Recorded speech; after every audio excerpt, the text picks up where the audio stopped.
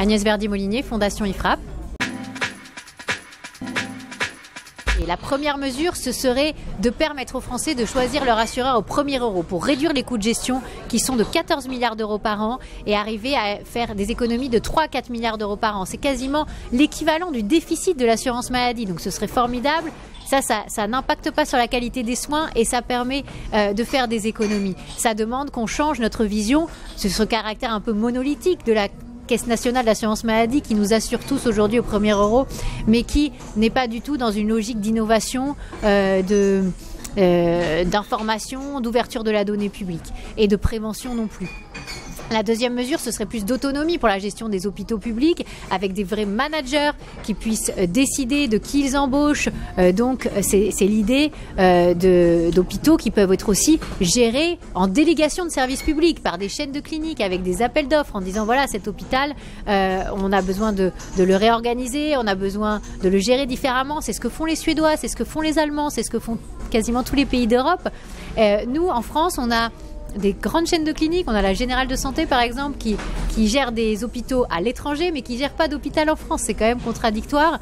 Ça, c'est aussi l'idée de changer la façon dont on voit la gestion hospitalière. Et bien sûr, c'est une question aussi qui va être aux entournures très syndicales, parce qu'on connaît l'implication de nos syndicats dans la gestion au quotidien de l'hôpital public en France. Et puis, la troisième mesure, c'est la question du statut.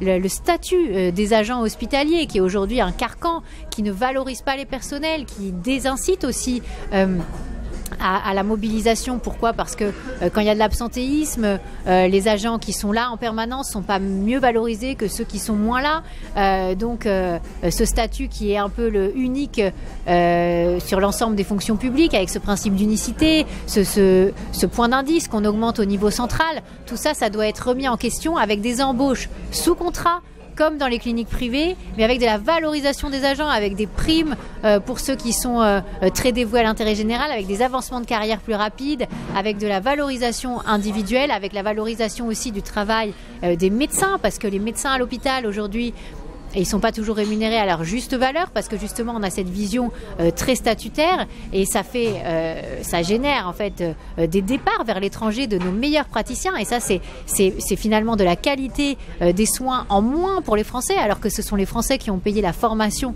de ces médecins. Donc l'idée, c'est que l'individu soit beaucoup plus valorisé au cœur de l'hospitalier, pour qu'on ait une meilleure qualité de soins à l'hôpital.